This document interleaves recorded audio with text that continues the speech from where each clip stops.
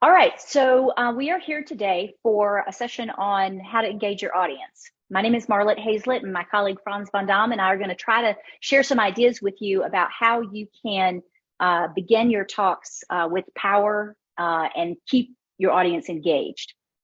So that's my brief intro, and now I am going into my presentation.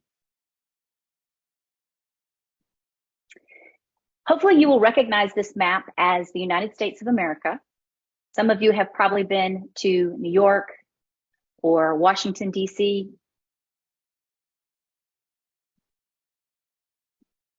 I'm having Zoom difficulties. There we go. I have action. All right. So, or to Washington. I am from a place called Atlanta, Georgia. It's in the southern U.S. And about 20 years ago, I started my career in the field of science policy. And my job was to work with legislators at our state level governing body to engage them with scientists about topics that are all familiar to us: biotechnology, STEM education, renewable energy, and why those things were important from a policy perspective. I worked specifically with a gentleman named Amos Amerson. He was a very wonderful man, a PhD in mathematics, and he was the chairman of the Science and Technology Committee. He asked me, Marlit, will you please prepare a briefing for our committee about the issues that we should be thinking about? This was a monumental, exciting moment for me to be asked to prepare a briefing about science policy for this committee. He said, you've got 20 minutes.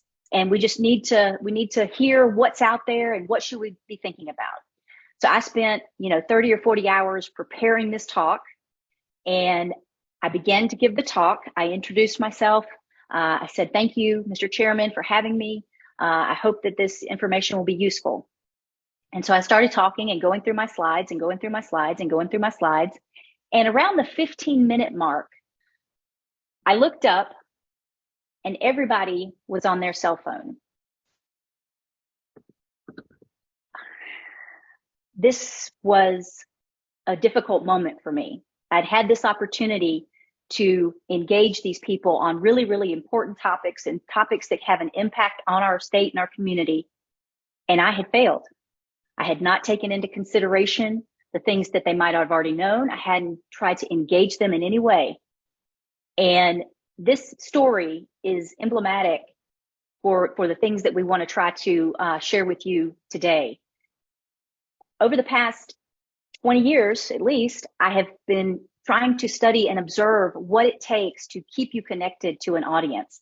And it's always different, right? Because audiences are different and different things appeal and attract different people. And so that's what we're going to explore this morning, or morning for me today. My name is Marlit Hayslett, and I am the founder of Hayslett Consulting. I'm a science communication coach, and where my specialty lies is in the strategies and techniques of how to communicate that science. I had a research agenda back when I was in the university setting, and now I'm starting to get more into the practice.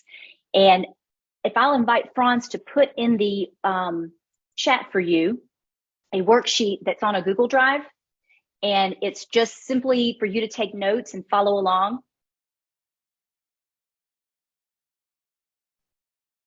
There it is.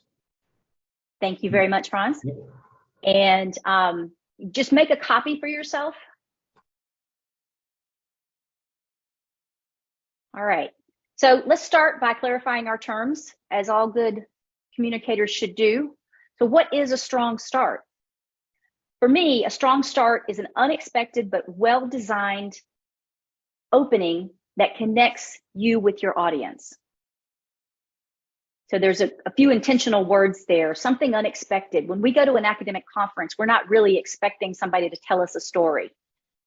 Well-designed means it takes some thought. And then ideally, you want it to connect with your audience. What you'll hopefully be able to see in your worksheet is exactly what we're about to go through. I've got approximately 10 ideas for strong starts. It's just like when you go to a restaurant, you get lots of choices and the preparations are all different. You can get all different kinds of pasta, all different kinds of chicken. So even though these are sort of a list of ideas, they will very much rely on you customizing each one of them. I've organized them into levels of difficulty. This is my opinion only. This is not something that you need to like worry about. I wanted to have a way to move through the talk today. And so that's what these are. Something that might be difficult for me, you might find extremely easy. So this is just for organizing our time together. The first one is a quote. Let's say, for example, that my topic with you today was to talk about my fear of public speaking and how you might share that. This quote might be appropriate for me to start that discussion. Courage is one step ahead of fear. Another strong start option, which is for me, I really love this one. I don't know why, but whenever somebody presents me with shocking data, it really puts me into that context. For example, 1 out of 8 women in the United States will get breast cancer. Well, I've already got 4 sisters and a mother and a stepmother and all these people in my life. And so that information is going to make me listen further. Which is your goal? Making, or I shouldn't say making because that sounds a little forceful, but helping your audience to stay connected with you and listen while you talk. The third option is a powerful image. The image is going to communicate a lot before you start to narrate it. And so it's really critical that you think about how that image connects with your message. That's true for every one of the strong starts, but I think it's particularly important for the image and the video that we'll see in a few minutes, the video option. We're not going to watch a video, but so it's really inviting to have a strong, powerful image, but you need to make sure you know why you're using it. All right, here's my big moment. This is you guys bought the tickets for this. Here we go. Let's see if this works.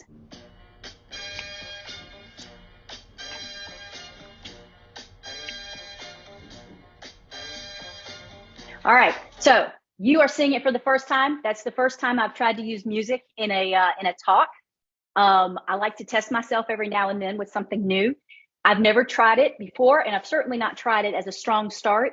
But how many times do we go to an event where music is playing and it just kind of, it makes the hair on your arms sort of give you a new level of energy. So I invite you, challenge you to, if music is something that you're really connected to and you think, I honestly, a lot of people, I don't know anybody who doesn't like music. So that would be a way to, bring some fellowship with your audience. All right, so moving on to the second level.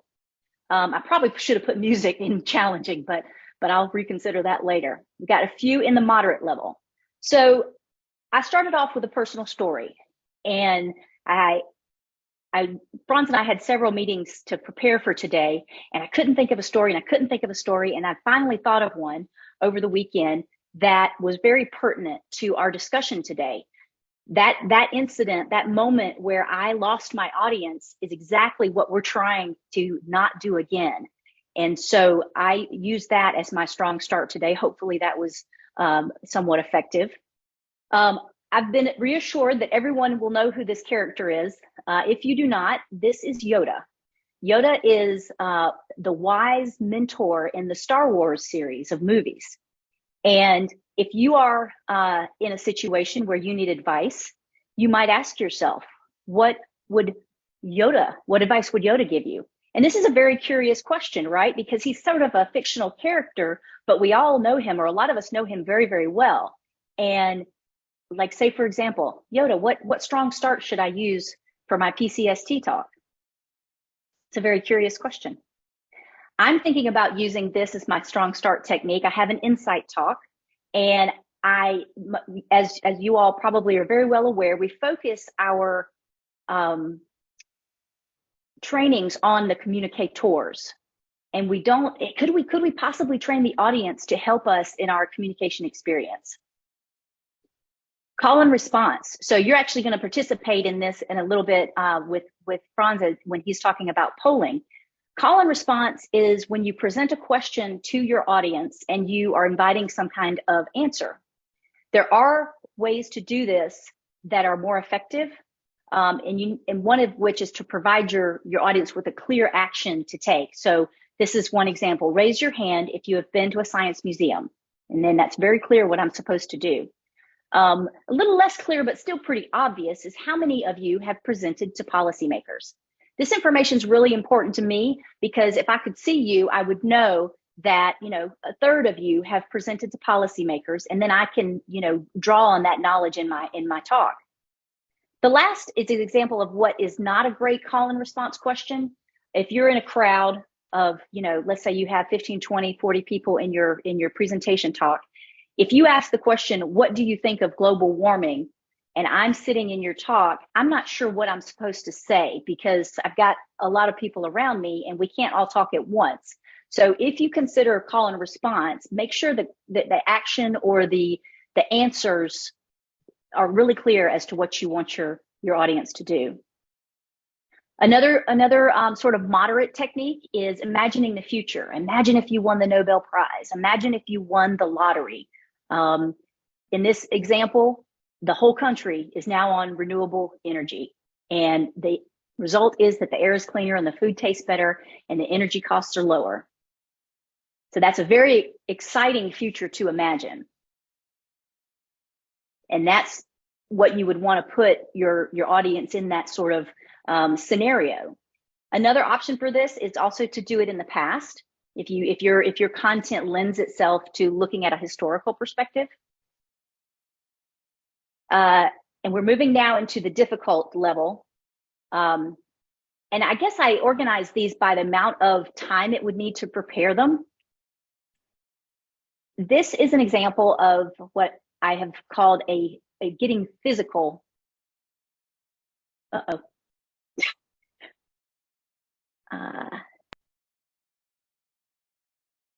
So this is interesting. I'm going to beg your forgiveness for one moment. And what's happening is that the slide is clicking to the link, which is not something I even knew it could do. Okay, now let me reshare.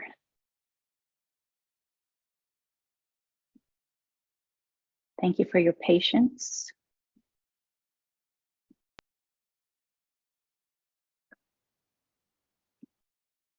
So this is Amanda Palmer, and she is a musician. She plays a type of music, I think she calls it like grunge cabaret. I don't really even know what that is.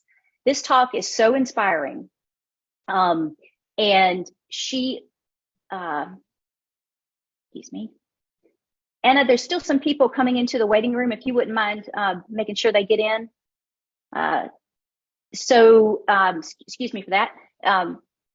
Amanda Palmer, she has a talk where she is, the title of her talk is The Art of Asking the Right Question, the art of questioning, art of asking. That's what it is, the art of asking. And she stands on this platform box, this crate. In the United States, we would call this a milk crate. She does this as a way to remind people that she used to be a street performer. And it's very effective, much more effective than my last couple of minutes. And she really draws the audience in. I was so compelled. So she actually does a double whammy here because she has this physical presence that she's exhibiting, but she also sparks curiosity, which was another strong start suggestion. And so bringing these together made her start even more powerful.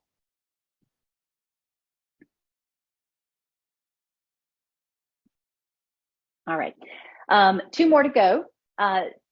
If you have a video that is appropriate for your content, we're not going to watch this video. It's about 10 or 15 minutes long. If you've ever seen this, or if you've never seen it, there's a situation where the baby bear has fallen all the way down the mountain.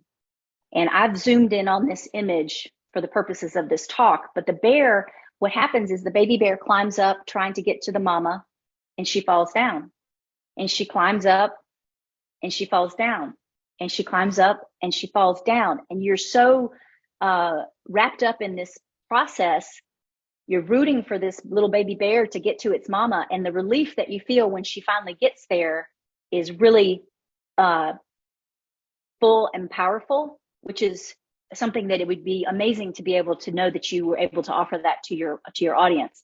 The final one And you may be wondering, Marlit, how in the world can silence be a strong start? And that's why it's in the challenging category.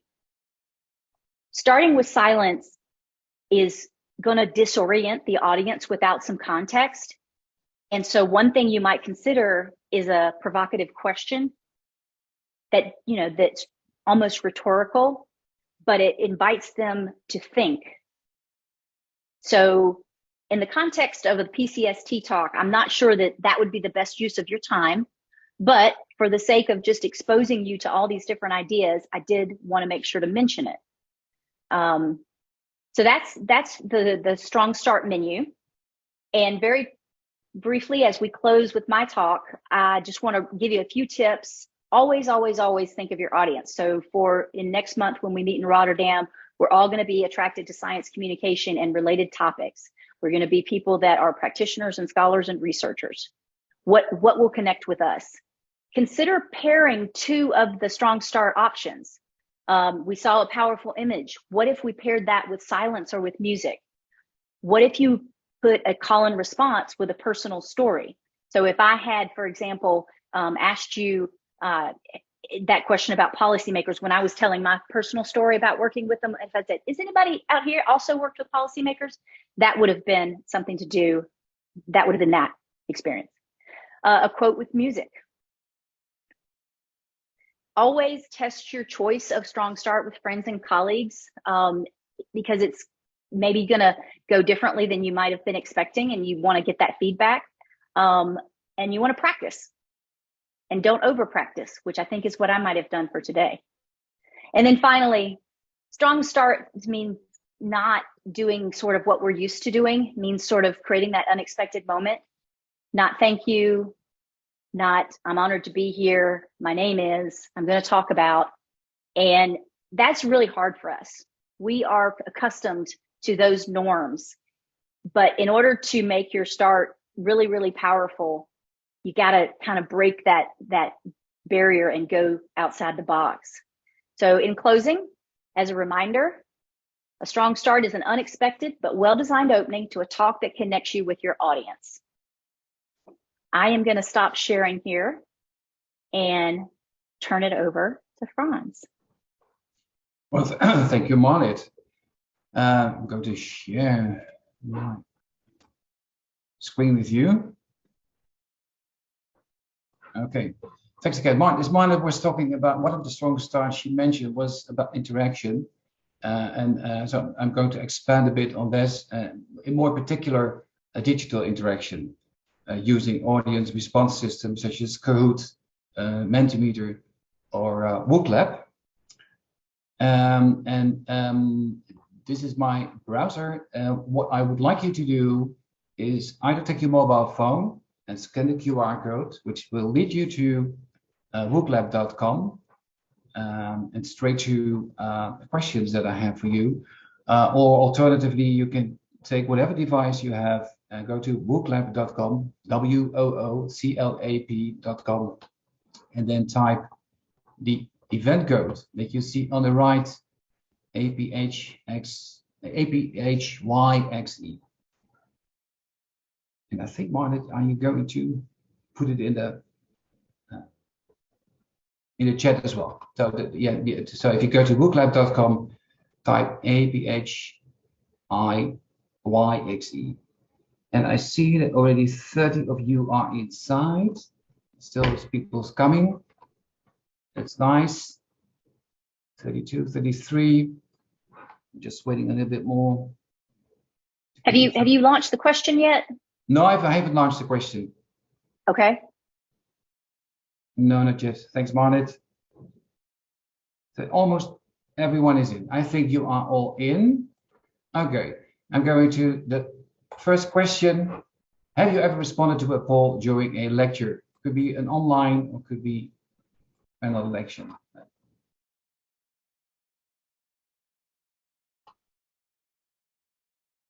And this is a simple yes/no question. There's many more types of questions you can ask in an audience response system. Okay, we're almost there. You need to submit. You need to enter yes or no, and then press the button submit, because otherwise it doesn't accept it. So it needs a bit of explanation. And as you can see on your screen, the yes and the no are changing. Okay, so it looks like the majority of you, those who have already voted, say yes. The vast majority. I have responded to a poll during a lecture. Okay, and a follow-up question could be, and that's the next one, responding to a poll, assuming that you have responded to a poll during a lecture, what effect did it have on you? You can just type 1 or 2, maybe 3 words, whatever words you want. It's an open question.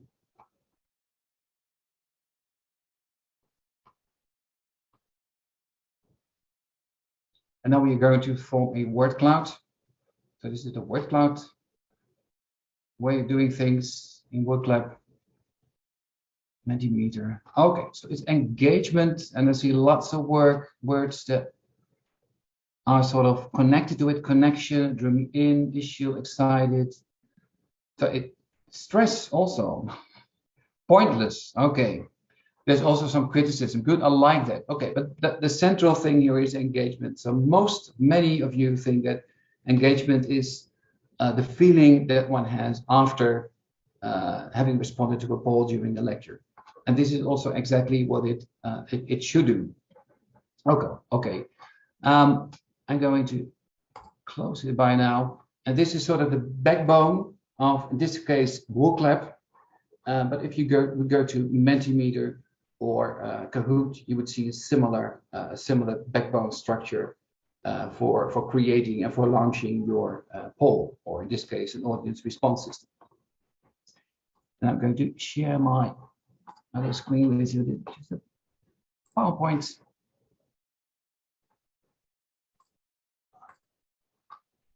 So why should you engage your audience? And there's some research has been done in an educational setting, but I'm sure it also applies to, and with Mentimeter, but I'm sure it also applies to other settings such as workshops or conferences and similar platforms such as WordClap or Kahoot.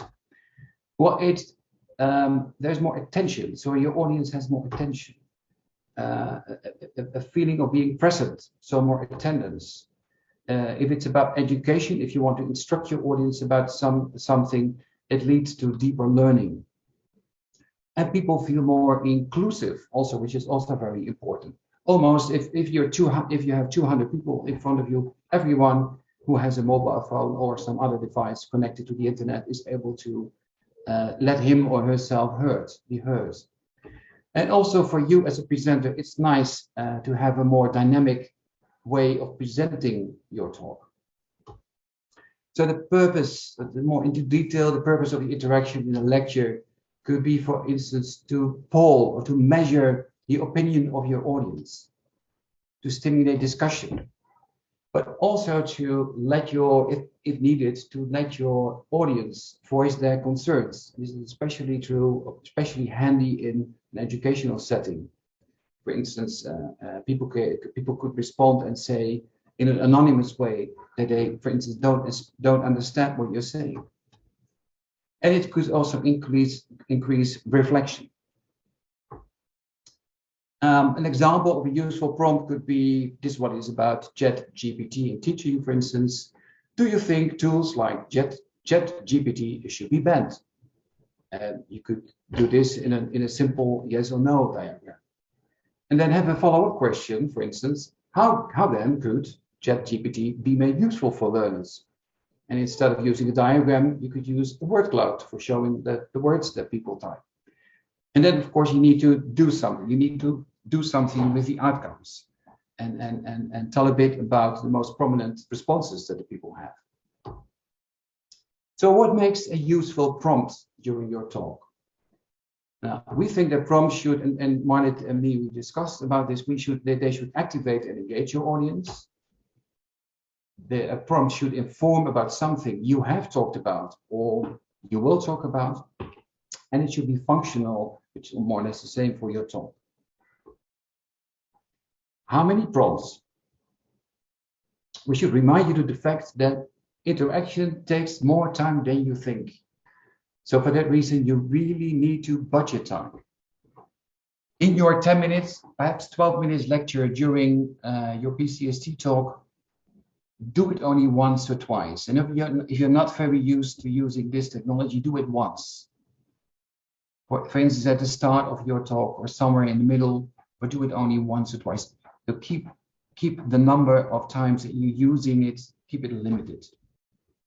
Some strategies for using digital voting tools, as they're called as well. I mean, let's call them audience respondent systems.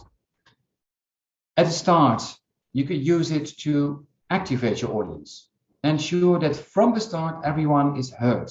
So it's like an icebreaker. You can use it as a conversation starter by relating your topic to personal experiences, as I did at the start. Who has had the experience of responding to a poll during a lecture? That's your personal experience. And this could be, typically this could be a closed question, yes, no, or pro, con, for instance.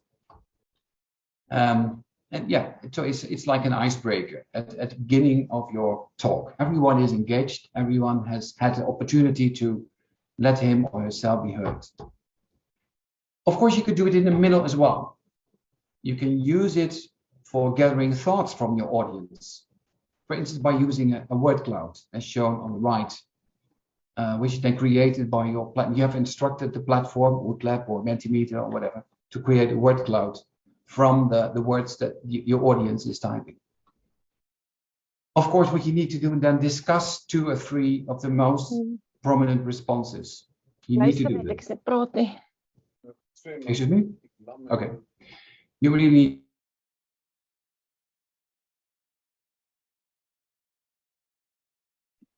Frans, I'm sorry. You'll need to unmute yourself. I muted the whole group. Sorry about that.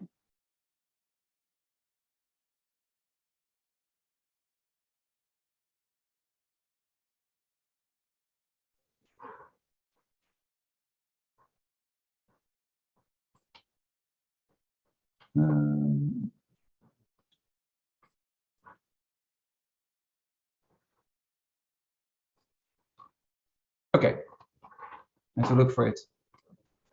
So if you do it in the middle, your intervention, you can gather thoughts, and I just said you really need to discuss the 2 or 3 most prominent responses. You can do it via an open question, and then ask your people to just type 1 or 2 words. And of course, you can do it at the end. Get some reflections. So did my talk provide any new insights, or will you be able? How will you be able to use the contents of my talk in your daily life or in your profession, for instance? But you could also, if you have only limited time, but if you want, in case you want to still connect to your audience after the talk, you could ask for final remarks or questions. And if you do have access to their email addresses, for instance, you can promise to answer these questions later on. That's also nice for future connection with your audience. So there's various strategies. And for your PCST talk, I would only choose 1 or 2 at the most. And then I have a Zoom poll here. Click which poll or which digital polling platform have you used when giving a lecture? Kahoot, Mentimeter, Woodlab, Zoom, or other? Please type the platform or platforms you have used.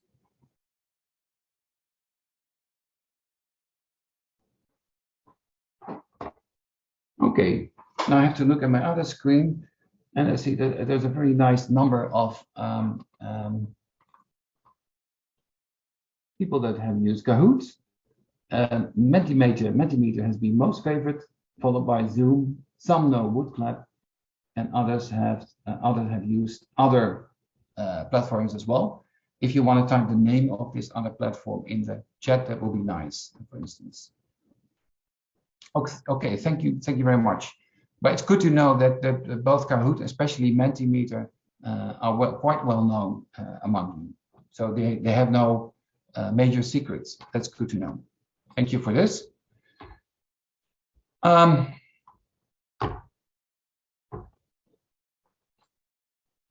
Let me see what's happening. I'm struggling a bit. Yeah. The differences between these audience response systems are quite, they're not very big. For instance, Kahoot and Mentimeter had separate apps, and WooClap, you can only use it via the web. If things haven't changed recently, I should say, you can use a Mentimeter or WooClap plugin in PowerPoint. If you go to PowerPoint or to your office, you can even use a plugin for that. And the same goes for Teams, which applies to Kahoot and WooClap. So you have Kahoot and WooClap plugins in Teams, in the Microsoft Teams environment, for instance. In person versus online. I'm presenting now online. I would say that in person presenting, this is a bit easier because you're not tied to Zoom, as in this case. Because now I'm using my PowerPoint presentation, my audience response system, in this case WooClap and Zoom, which needs a bit of improvising and experimenting, I should say. So it's nicer to do this in your in-person presentation. Some important consideration before using your audience response system. Of course, does it fulfill my requirements? Do I have access to it? Does my institute have access to it?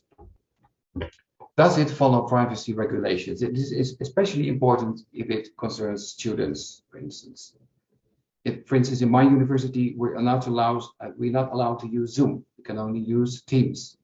We are not allowed to use Mentimeter. We did until a year ago, but now we have to use WooClap, for instance. Very important, does this system work on my devices, my laptop or my MacBook? And do I have the correct Office versions? And for instance, does the PowerPoint plugin of WooClap work, for instance? In my case, it doesn't. And that's why I didn't have it in my PowerPoint, but I had it separately in the browser. Do I have time to practice? Because you really need to practice it. You can't just make a WooClap or Mentimeter and then take your PowerPoint and go and present. You really need to practice it. And if it's online, you need to practice it with someone else who is connected with you. Are there for now any short questions before we go to send you to the breakout rooms?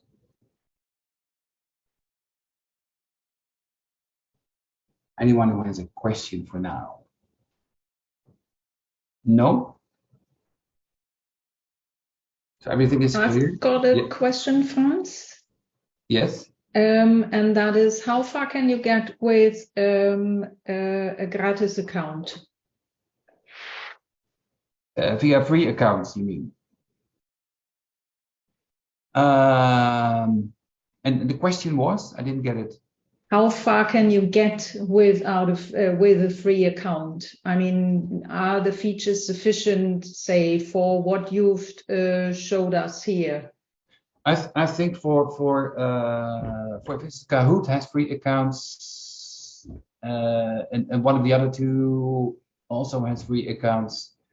But I think that what you're missing then is you probably cannot upload your presentation in the web environment of that platform, or you cannot have the plugin in PowerPoint. Okay. Thank you. Any other questions? No? Then my suggestion is that we go to the breakout rooms. But first, what are we going to do in the breakout room? We are going to make groups of 3. You don't need to bother about it because we are going to do this ourselves. And what we want you to do is each of you introduce yourself briefly to the others in your breakout room by saying who you are, of course, and by sharing your topic in 1 minute each at the most, because we have only 50 minutes. So we return after 50 minutes. You don't need to bother about this, because if I'm correct, Heather or Anna, you will get us back. You will get the people back. I'll bring us back. Exactly. I'll bring us back. Okay, you will do that. Wonderful. And what you are going to do in the breakout rooms is there's 2 brainstorm options here. First of all, having in mind the talk that you're going to deliver at PCST in April, brainstorm about a strong start for your talk. having in mind all the options that Marlit discussed, think about a strong start for your talk, and or think about a specific polling prompt and time during your talk. So would you like to ask people something at the start, in the middle, or the end of your talk, for instance? You could do both, or you could choose for each of these. I hope this is all clear. And then after 15 minutes, we will get you back. And then we will have some final rounds of questions.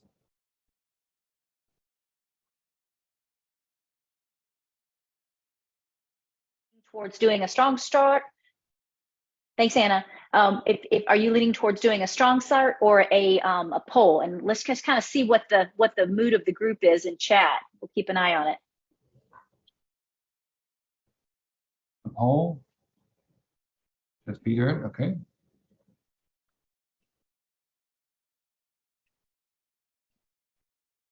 Image, strong start with question, strong start, physical action. I love it. Lucy, you're brave. Personal story. Okay. All right. This is awesome. Does anybody want to bounce off of us what you came up with in like 30 or 40 seconds and share? It's your opportunity to test.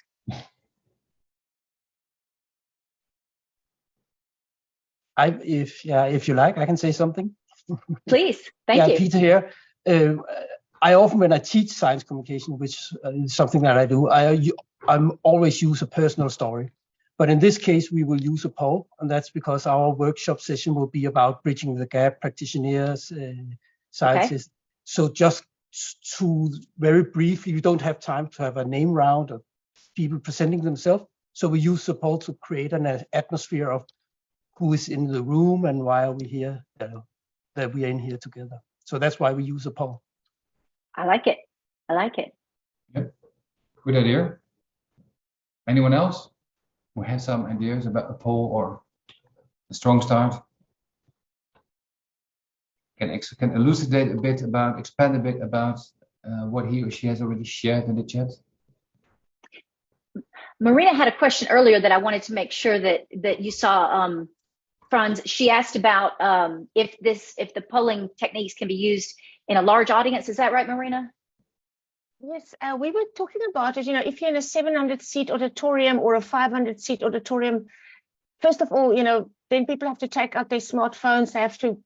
It's different from an online audience, of course. And we were wondering, first of all, practically, is it also a good idea to encourage people to take out their phones? Because now you have to win them back. Then they see other things on their phone, and you may actually lose your audience that way. Yeah, well, at the same time, it's a way to engage your audience. Of course, it takes some time. It takes a minute or so. But for 700 people in a huge conference hall, it's still possible. In this case, you need to check whether people have access to Wi-Fi or whether their 4 or 5G works well in that auditorium. We have to check that up front. So you want to do this for the PCST plenary, Marina, I guess. Not necessarily. I'm just wondering about whether it's a good idea. And also, my colleague Annalena mentioned that sometimes if you use a free version, it may only be free for a limited number of respondents. Yes, for a large number like that, you need a paid-for version. But normally, there's always someone who has a university, who works for a university where he or she has access to a paid version. So that would be a problem. Yeah. Any other comments or questions?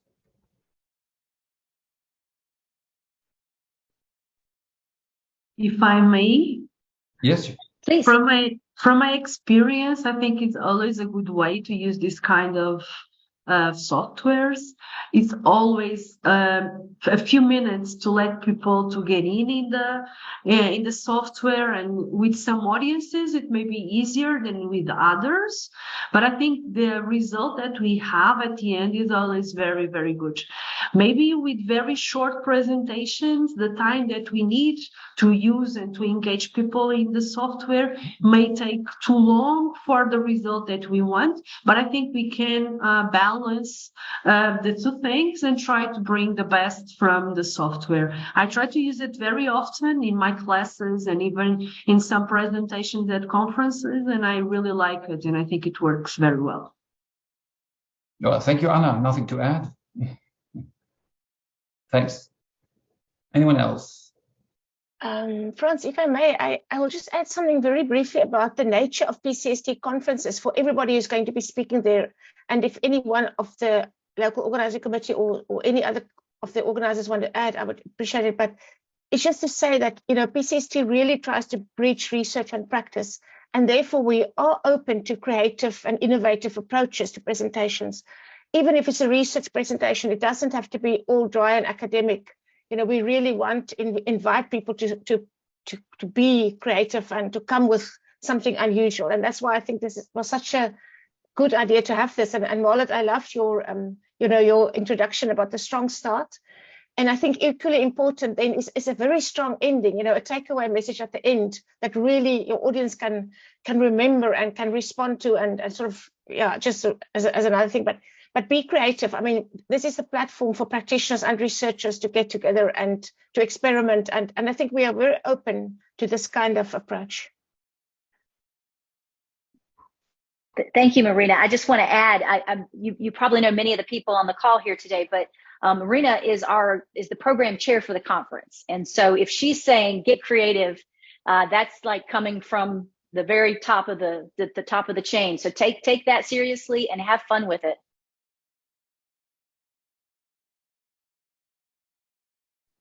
Yeah, Yes, Peter? Peter. Yep. Yeah, I'm just say that I really love that, Marina, that you're saying this because it's so important. And I've never been there myself, but I've heard that people that go to the Excite conference, they do all crazy kinds of stuff. And I think there will be room, as you say, Marina, for do more fun and engaging things at the PCST as well. So I really like the initiative with this, with you saying we should do it, but also with this workshop. Really great. Thank you.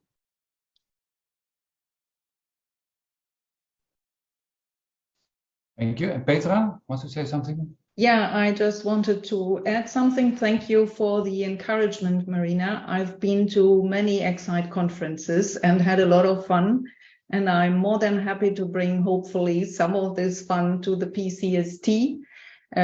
We will use Menti as a warm-up, and we will move people around from one side of our large lecture hall to the other to make their opinion physically visible. So let's hope that this experiment works in the PCST frame.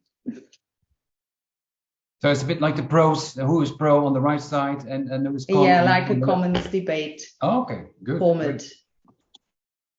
I love it. And any more comments or questions? Oh. I have a comment. So we had about, you know, at our peak, we had 40-ish, 45 people here or so. And so I don't know if you have any way of knowing this, but we're expecting over 650 at the conference, Marina. Is that right? You're on mute. Yeah, we've got 650 people registered the last I heard, yeah. And so if you step out and do this courageous thing of doing something different from the typical academic, you know, talk, do a strong start, do a poll, you're going to be very unique, and people are going to be talking about what you said because they're going to stay engaged, and you'll attract collaborators, and it'll just be a lot more fun for all of us. And don't forget to invite each other to your talks. Right. Anna. Yes, I just wanted to add, because Marina and I also talked about the fact that especially for the researchers who are going to present, that it might be a nice idea to share why they started to look into that specific topic, not so much from a scientific like relevance point of view, but more from your personal story point of view. So for example, my research is about COVID, and that's, I mean, except for all the pain, of course, and all the bad things that are connected to it, it's very, very like interesting to look at it from a sociological point of view. So if you share that in the beginning, then you can maybe connect a bit with your audience, because that's really a topic that everyone has some experiences with, some opinions, some stories. So yeah, that's something we talked about, and maybe also that's an option for others. So I wanted to share briefly. That's good intuition. Thank you. All right, we are at the hour. I thank you for coming. On behalf of Frans and myself, we're very grateful for your time this morning and today. If you have questions, we're going to linger for a few minutes. So, but otherwise, feel free to head out.